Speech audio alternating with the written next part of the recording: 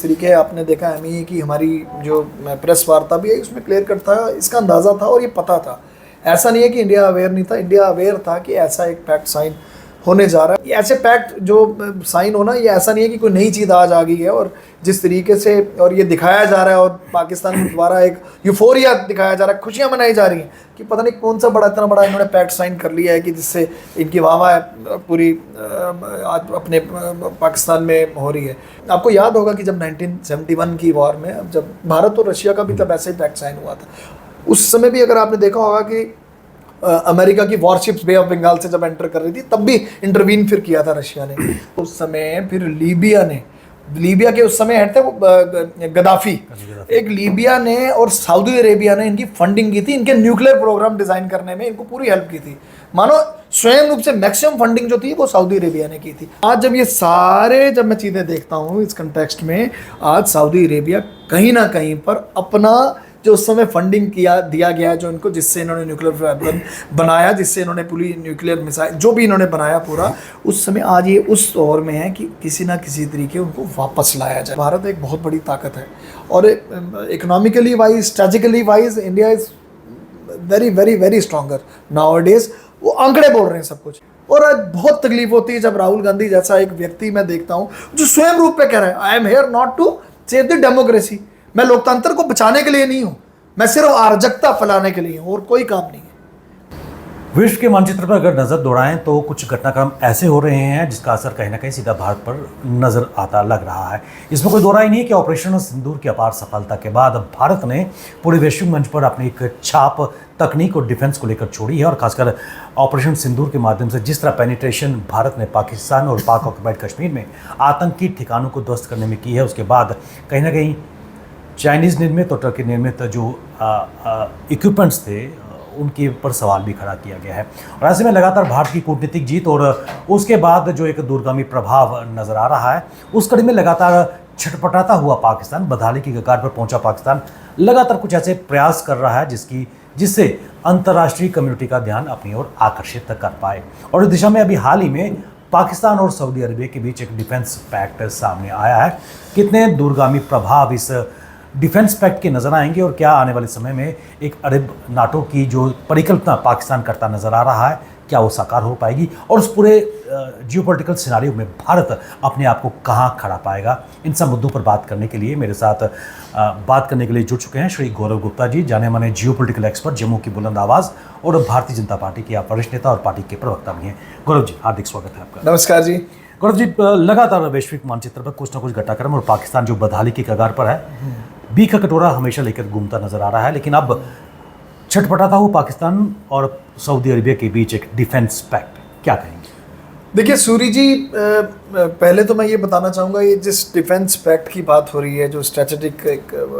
इनका mutual defence pact जिसको हम बोल रहे हैं, और जिसके तहत कि अगर दोनों देशों में से किसी पे भी अगर हमला होगा, ऐसा समझा जाएगा कि खुद पर हमला हो गया। बहुत अगर आप इसको एक ब्रॉडर वे में देखते हैं तो ये ऐसी घटनाक्रम है। और जिस तरीके आपने देखा एमईए की हमारी जो प्रेस वार्ता भी है उसमें क्लियर कट था, इसका अंदाज़ा था और ये पता था। ऐसा नहीं है कि इंडिया अवेयर नहीं था, इंडिया अवेयर था कि ऐसा एक पैक्ट साइन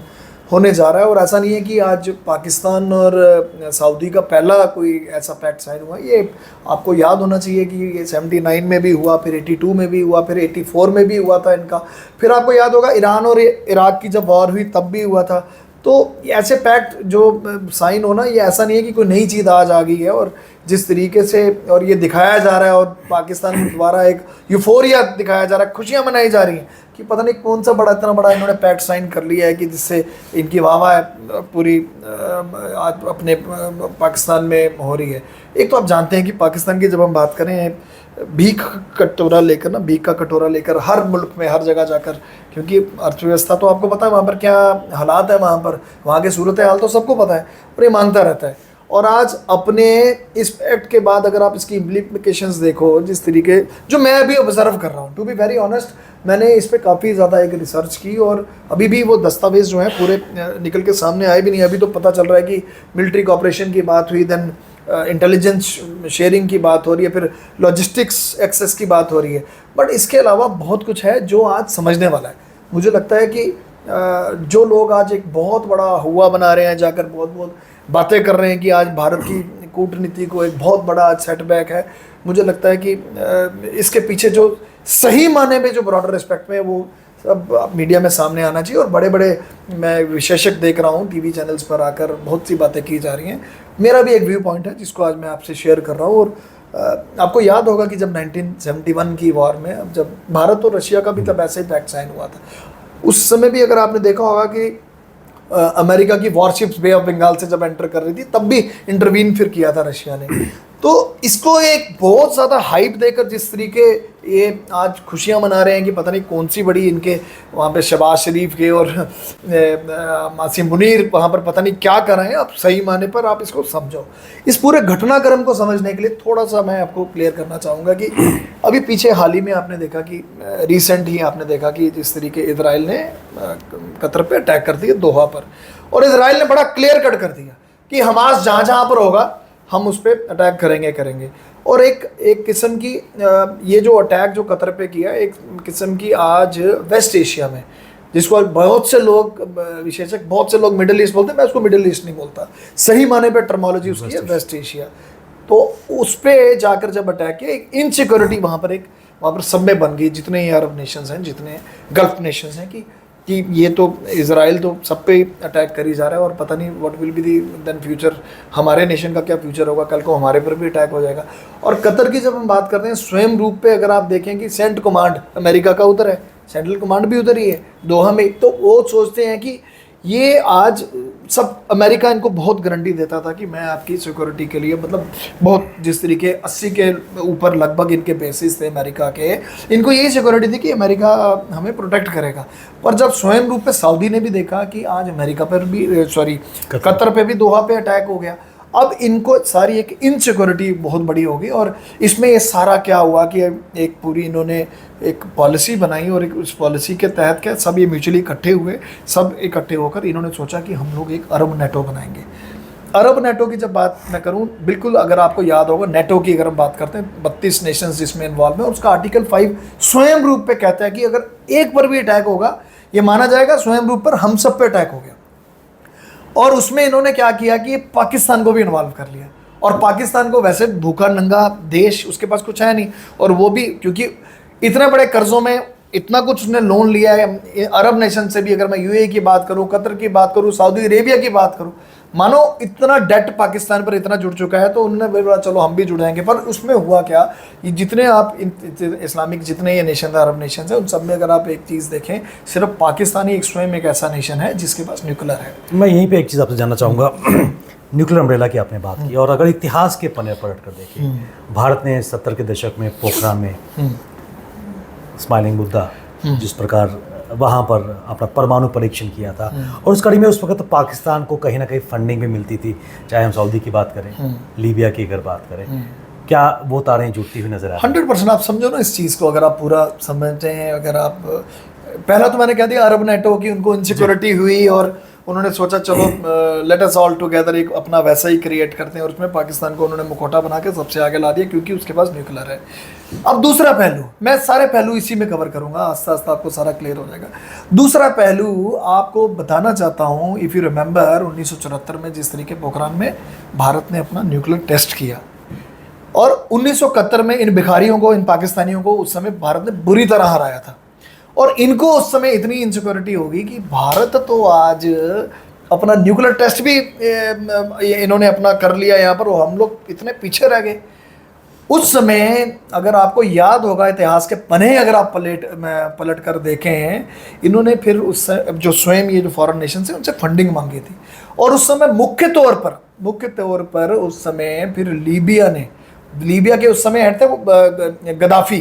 एक लीबिया ने और सऊदी अरेबिया ने इनकी फंडिंग की थी, इनके न्यूक्लियर प्रोग्राम डिज़ाइन करने में इनको पूरी हेल्प की थी। मानो स्वयं रूप से मैक्सिमम फंडिंग जो थी वो सऊदी अरेबिया ने की थी। दूसरा एंगल है, पहला एंगल मैंने आपको समझाया नेटो वाला, ये अपनी अरब नेशंस का बना रही है। दूसरा एंगल है आज कहीं ना कहीं सऊदी जब ये देख रहा है कि एक तरफ से यहूदीज ने उस पर अटैक किया हुआ है, ईरान उनको टिकने नहीं देता, आपस में भिड़ रहे हैं। अच्छा, ये जो नेटो था अरब नेशंस का जो इन्होंने इकट्ठे हुए, उसमें मानो देखने का सीन था, उसमें सऊदी और ईरान भी थे उस ग्रुप में, सारे इकट्ठे, राइवलिटी जितने थे सब इकट्ठे हो क्योंकि एकजुट हो गए।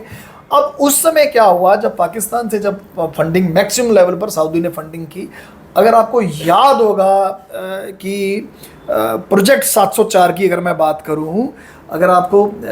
आज से ठीक 2014 की मैं बात करता हूँ, 2014 में आपने देखा होगा कि गार्डियन की एक न्यूज़ छपी थी कि पाकिस्तान क्या अपने परमाणु बनाए हुए वापस देगा, अपने परमाणु जो जिसकी फंडिंग सऊदी अरेबिया से हुई, मैक्सिमम फंडिंग, क्या वो वापस देगा 2014 में। ये बात चली थी उस समय, ये बड़ी ज़बरदस्त एक चर्चा बनी थी तब कि पाकिस्तान के जो न्यूक्लियर वेपन्स हैं, न्यूक्लियर टेक्निक है या न्यूक्लियर मिसाइल्स हैं, क्या वापस देगा सऊदी अरेबिया को। ये प्रोजेक्ट 704 की बात कर रहा हूँ, आप देख सकते हैं गार्डियन ने भी इसको कवर किया था और उसमें क्लियर कट हो गया था। तो आज एक दूसरी एक संभावना ये भी बनती है, अभी तो हम संभावना ही लगा रहे हैं ना, जैसे मैंने बताया कि नेटो वाली, मैंने बताया कि नेटो, ये अरब नेशंस का नेटो बन रहा है। दूसरी संभावना ये है कि आज सऊदी अरेबिया ने जो उस समय फंडिंग की थी, उस समय फंडिंग की थी भरपूर तरीके से इनको फंडिंग करके, क्योंकि उस समय ना सऊदी अरेबिया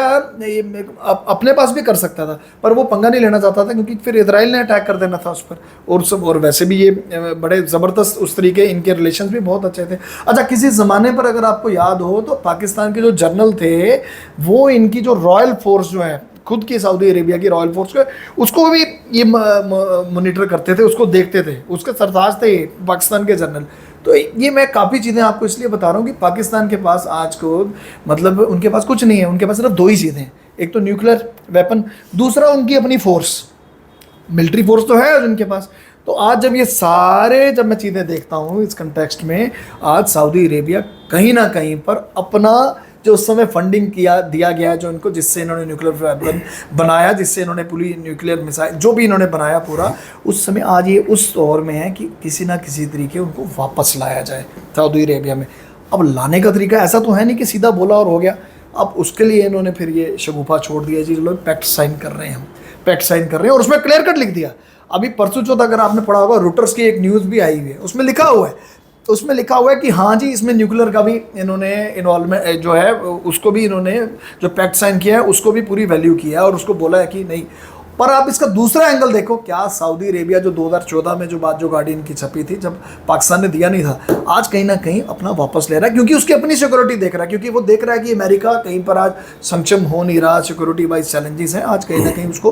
वापस ले रहा है। अब ये एंगल जब देखता हूँ, बड़ा क्लियर कट दिखाता है कि आज सऊदी अरेबिया भी अपनी सिक्योरिटी के लिए अपने किसी ना किसी तरीके इनको इस पैक्ट में फंसा कर जो आज खुशियाँ मना रहे हैं यूफोरिया में, आज कहीं पर ये न्यूक्लियर जो इनके हैं कहीं ना किसी तरीके से वापस चला जाए। और बड़ी स्तर पर अगर इसका एक और एंगल हम देखते हैं, एक संभावना और बनती है, कहीं ना कहीं पर डी न्यूक्लियराइजेशन का भी काम चल रहा है, मानो आप ये मेरी बात, क्योंकि ये जितने एक लार्जर गेम प्लान है और एक बड़े स्तर पे जब आप पूरा कुछ देख रहे हैं, ये जितने अरब नेशंस हैं, और शायद पीछे बैकिंग अमेरिका ही कर रहा हो, टू बी वेरी ऑनेस्ट, कि पाकिस्तान को किसी ना किसी तरीके इस ऐसे पैक्ट में फंसाया जाए कि इनका, क्योंकि ये मुल्क, इसके पास भूखे नंगा मुल्क है, इसके पास है तो कुछ नहीं, किसी ना किसी तरीके सऊदी, क्योंकि आप भी जानते हैं कि सऊदी अरेबिया एक अच्छा गुड अलाय है यूएसए का,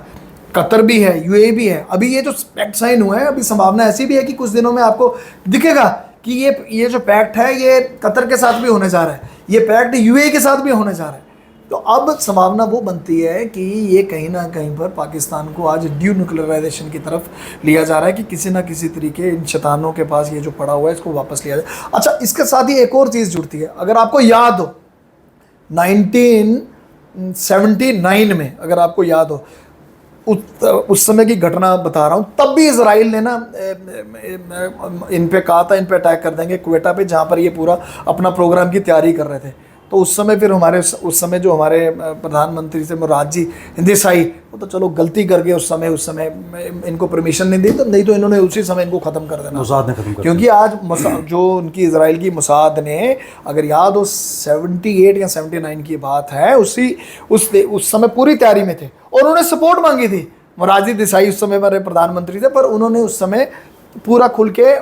ना ही समझो कि परमिशन नहीं दी थी, नहीं तो इनके क्वेटा में अभी तक इनका न्यूक्लियर जो इन्होंने छोड़ा बोती भी तो तैयारी की थी, ख़त्म हो जाना था। पर अब मसला सारा ये आ रहा है, अगर इसको ब्रॉडर वे में अगर आप देखो तो आज जो ये ढोल बजा रहे हैं, कुछ कर रहे हैं, दूसरा पर्सपेक्टिव इसका एक और सामने आता है इनके पास देने को कुछ है नहीं, इनके पास मतलब भूखे नंगे, इनके पास कुछ नहीं है। और इनको फंडिंग सारी जो हुई है वो इनको सऊदी अरेबिया ने भी पैसा दिया, कतर ने भी दिया, यूएई ने भी दिया। अब ये पैक्ट साइन करने के बाद होगा क्या, जो इनकी खुद की जो रॉयल फोर्स है, जैसे मैं सऊदी अरेबिया की बताऊं, अभी आपने पढ़ लिया होगा कि तैयारी में है, ये अपने सैनिक वहाँ पर मिलिट्री भेज रहे हैं, अपने सैनिक भेज रहे हैं वहाँ पर, जाओ वहाँ पर जाकर सऊदी अरेबिया में जाओ और वहाँ पर जाकर ह्यूथीज़ का जंग लड़ो। ह्यूथीज़ के साथ जंग तो इनकी चिड़ी हुई है ना, वो ईरान और इनका तो डिस्प्यूट सबको पता है। होगा क्या, ये मरवा देंगे अपने सैनिक, क्योंकि ये इनका जर्नैल को, इन सबको पैसा जा रहा है, आसिम मुनीर को पैसा जा रहा है, जो प्राइम मिनिस्टर हैं इसके शहजाद शरीफ को पैसा जा रहा है, तो इनको क्या, इन्होंने अपने बंदे भेज दिए, सैनिक मरवा देंगे सारे वहाँ पर, और वही होगा। यू मार्क माई वर्ड्स, अपने सैनिक भेज देंगे वहाँ जाकर और उनको मरवा देंगे, क्योंकि उनकी अपनी रॉयल जो अपनी फोर्स है वो उनको प्रोटेक्ट करे। उनको तो देखो ना, एक मशीनरी उनको आर्मी चाहिए, तो ये सामने दिख रही है कि ये हैं भूखे नंगे, इनको लाएंगे, उनको मरवाएंगे यहाँ पर, और यही होने से। एक चीज़ मैं और भी जानना चाहूँगा, इस पूरे समीकरण में जिस प्रकार ये पैक्ट हुआ है अमेरिका, पाकिस्तान और सऊदी के बीच, इसमें कोई दो राय नहीं है कि भारत के इस वक्त वैश्विक स्तर पर सभी देशों के साथ अच्छे संबंध है और सऊदी अरबिया के साथ भी अच्छे संबंध है। इन्वेस्टमेंट भी सऊदी की भारत में काफ़ी कुछ हुई है, अच्छे रिलेशंस हैं। तो वहाँ पर जब इस तरह की सिचुएशन, क्योंकि अभी ऑपरेशन सिंदूर पॉज हुआ है, समाप्त नहीं हुआ, सब जानते हैं, और कभी पाकिस्तान की तरफ से कभी दोबारा हिमाकत की जाए और भारत उसके दुस्साहस का मुंह तोड़ जवाब निश्चित तौर पर देगा, तो सऊदी अरबिया का क्या लगता है, क्या एक रिस्ट्रेंट रिएक्शन देखने को मिलेगी? देखिए, सऊदी अरेबिया की अगर आज बात करूं, आज भारत के साथ ताल्लुकात बहुत अच्छे हैं, और कहीं ना आपको देखने पे मिलेगा कि अगर इंडिया का डायस्पोरा की बात करूं या इंडिया इन्वेस्टमेंट की बात करूं, 60 बिलियन की इन्वेस्टमेंट इनकी यहाँ पर, 90,000 करोड़ की और भी करने जा रहे हैं। तो इंडिया के साथ तो सऊदी के रिलेशन तो वैसे ही बड़े अच्छे हैं। तो मुझे नहीं लगता कि ये इस पूरे पैक्ट को जिस तरीके दिखाया जा रहा है कि इंडिया एक बैकफुट पर आ गया है, आज की डेट में ऑब्जर्व कर रहा है इंडिया, और क्या पता सारा गेम कुछ हो रही हो।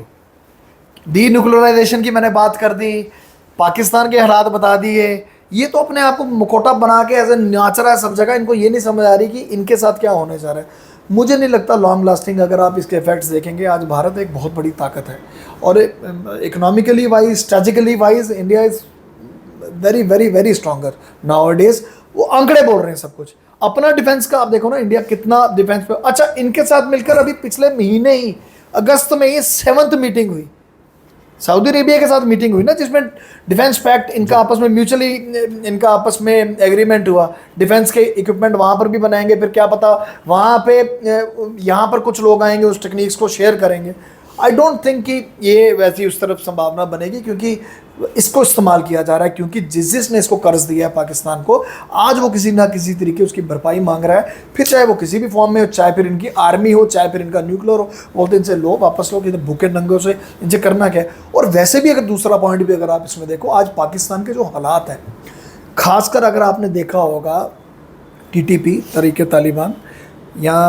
हकानी ग्रुप का परसों आपने फतवा उसने जाहिर कर दिया, या फिर इनके बलूचिस्तान प्रांत की बात करो, या फिर इनके आप पंजाब वाला एरिया देख लो, ये सिंध की बात कर लो, या फिर आप खैबर पख्तूनख्वा रीजन की बात कर लो, टोटल डिस्ट्रक्शन, टोटल तबाही है वहाँ पर। आज जो एक फेल स्टेट है वो, उनको ये भी लग रहा है, एक एंगल से ये भी आप उसको देखो कि आज सारी मतलब संभावनाएं हैं। आज सऊदी ये भी देख रहा है कि हमारे पैसों से फंड लेकर, हमारा सब कुछ लेकर न्यूक्लियर वेपन्स को बना दिया, न्यूक्लियर मिसाइल्स को बना दिया, पूरी जगह सब कुछ कर दिया, भैया वापस तो लें। ये तो शदाई लोग हैं, पागल लोग हैं, इनका क्या पता है। और तीसरी बात है, क्या पता इस पूरी गेम के पीछे मानो कहीं ना कहीं पर एक बड़ा प्लेयर कोई पीछे हो। अभी तो देख ही रहे हैं, वेट एंड वॉच, ये सब कुछ चल रहा है। एक इंपॉर्टेंट डेवलपमेंट इसके साथ जुड़ती नज़र आ रही है कि लगातार जॉर्ज सोरेस और उसकी जो डीप सी चीज़ें हैं, राहुल गांधी अभी हाल ही मलेशिया के दौरे पर गए थे, कहीं ना कहीं जो तस्वीर नज़र आ रही है कि इस तरह के जो भी दौरे वो करते हैं तो भारत में अस्थिरता बढ़ती हुई नज़र आती है। इतिहास के पन्ने अगर हम पलट के देखें तो तस्वीर आती है, राहुल गांधी जब भी भारत से बाहर जाते हैं, चाहे मणिपुर की बात करें, आग लगती नज़र आ रही है। फार्मर्स प्रोटेस्ट जब वो बाहर गए थे तब हुआ, इस बार भी हो क्या है, क्या कहेंगे? देखिए, राहुल गांधी का जब नाम आता है तो मुझे तो सबसे बड़ा स्वयं वर्ड जो सीधा सामने दिखता है, अराजकता फैलाते हैं जहाँ पर भी जाते हैं, कि यहाँ पर डिस्टर्बेंस हो। अभी पीछे मलेशिया में गए थे, तो मलेशिया में और कौन गया था आपको पता है सारा? मलेशिया में और कौन गया था? अलेक्जेंड्रा सोरस वहाँ पर क्या कर रहा था? पूछो ना सवाल इनसे। वहां पर जाकिर नायक क्या कर रहा था, सोर्सेज हैं जो बताते हैं कि ये भी लोग सारे वहां पर थे। इनकी हर एक कोशिश और इनकी हर एक अपनी तरफ से प्रयास होता है कि हिंदुस्तान को किसी ना किसी तरीके डिस्टेबलाइज किया जाए, पर ये नहीं जानते कि आज हिंदुस्तान जो बहुत एक ऊपर सोच से बहुत आगे बढ़ चुका है, इनके कहने से क्या हो जाएगा। कभी जनजी का बयान, मतलब इनको समझ नहीं आता कि यहाँ पर देश का माहौल। अच्छा, खुद का स्वयं परसों बयान देखो ना क्या दे दिया, I am here to oppose the opposition, that is BJP, but I am here not to save the democracy. क्या यार, क्या मानसिकता है। और अपने आप को कहते हो कि मैं लीडर ऑफ अपोजिशन, और ख्वाब लेते हो प्रधानमंत्री बनने के। क्या माइंडसेट क्या है, मतलब मुझे तो समझ में नहीं आती ये, मतलब किस एक सोच विचारधारा से चल रहे हैं। और आज बहुत तकलीफ होती है जब राहुल गांधी जैसा एक व्यक्ति मैं देखता हूं जो स्वयं रूप पे कह रहा है I am here not to save the democracy, मैं लोकतंत्र को बचाने के लिए नहीं हूं, मैं सिर्फ अराजकता फैलाने के लिए हूं और कोई काम नहीं है। तो दुख लगता है ये। चलते चलते यहाँ से आगे मैं एक चीज़ जानना चाहूँगा, चुनौतियाँ इस वक्त भारत के सामने आंतरिक भी है और एक्सटर्नल भी है, और क्या ज़रूरत है इस बारे, क्योंकि इसमें कोई दो राय नहीं कि भारत का वैश्विक कद बहुत बड़ा है, लेकिन इस मोमेंटम को आगे बढ़ाने की आवश्यकता है। लगे हुए हैं, मुझे नहीं लगता कि जिस तरीके के आप, यू मार्क माई वर्ड्स, आज जो ये वेस्ट एशिया में जिसको मिडिल ईस्ट भी कुछ लोग बोलते हैं, आज जिस तरीके की डेवलपमेंट चल रही हैं, यू मार्क माई वर्ड्स, आप एक चीज़ को भूल नहीं सकते कि अजीत डोभाल जी के रिलेशंस इन सब अरब नेशंस के साथ कैसे हैं। बहुत अच्छे क्लोज सारे रिलेशंस हैं। तो जितनी भी एक्टिविटीज़, जितने भी प्रयास जो इस समय चल रहे हैं किसी ना किसी तरीके भारत को लेकर, पीछे आपने वो इशाक डार की भी स्टेटमेंट सुन ली, डिप्टी प्राइम मिनिस्टर जो फॉरेन मिनिस्टर है, मतलब भारत का स्टैंड क्लियर था कि भैया कोई मेडिएशन नहीं थी। वो बोलते हैं, अब जैसे उसमें राहुल गांधी का बयान भी आता है, नरेंद्र सरेंडर। यार मतलब क्या, अब क्या होगा, विंडिकेट हो गया ना फिर इंडिया का स्टैंड, इंडियन गवर्नमेंट का स्टैंड विंडिकेट हो गया ना, माननीय प्रधानमंत्री जी का स्टैंड विंडिकेट हो गया ना। हमने तो मांगी नहीं किसी की मेडिएशन, और स्वयं रूप पर आकर इशाक डार ने परसों अल जजीरा को एक चैनल को इंटरव्यू देकर क्लियर बोल दिया कि भाई साहब ये भारत ने कोई थर्ड मेडिएशन मांगी, मतलब मानी ही नहीं थी। तो आप इसको ओवरऑल देखो ना कि आज कोशिश की जा रही है, भारत तो जो सबसे बड़ी तेज गति से बढ़ी हुई एक अर्थव्यवस्था जो सबसे तेजी से आगे चल रही है, इसको रोका जाए किसी ना किसी तरीके, इसको किसी ना किसी तरीके रोका जाए। और यही सब प्रयास सब जगह हो रहे हैं, पर यू मार्क माई वर्ड्स, कोई फर्क नहीं पड़ने वाला। भारत जिस मजबूती से आज आगे निकला हुआ है, मुझे नहीं लगता कि कोई इसको रोक भी रहेगा। अभी पीछे Q1 के जो रिजल्ट्स हैं, 7.8% की जीडीपी, जहां पर सबने आशंका लाई थी पता नहीं क्या बनेगा, 6 की आएगी, 6.5 की आएगी, 7.8,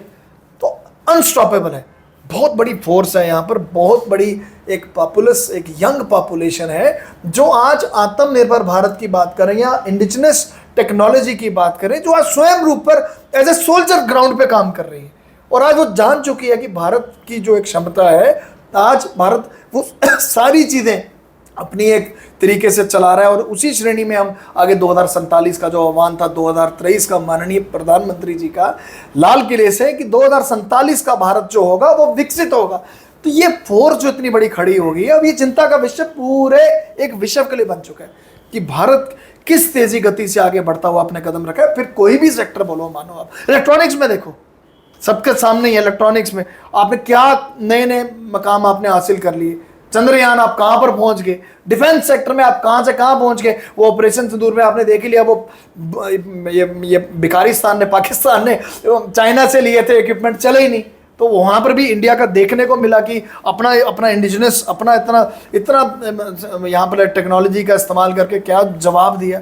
तो आज चिंता का विषय भारत सबके लिए बन चुका है, क्योंकि सबसे बड़ी एक अर्थव्यवस्था बनने जा रहा है और सबसे बड़ी एक स्ट्रांग तरीके से आगे अपना कदम रख रहा है। गौरव जी, आपने अपने कीमती से निकाला और खासकर जियो पोलिटिकल सिनारियो पे आपने अपना विश्लेषण दिया, आपका बहुत बहुत धन्यवाद। Thank you ji.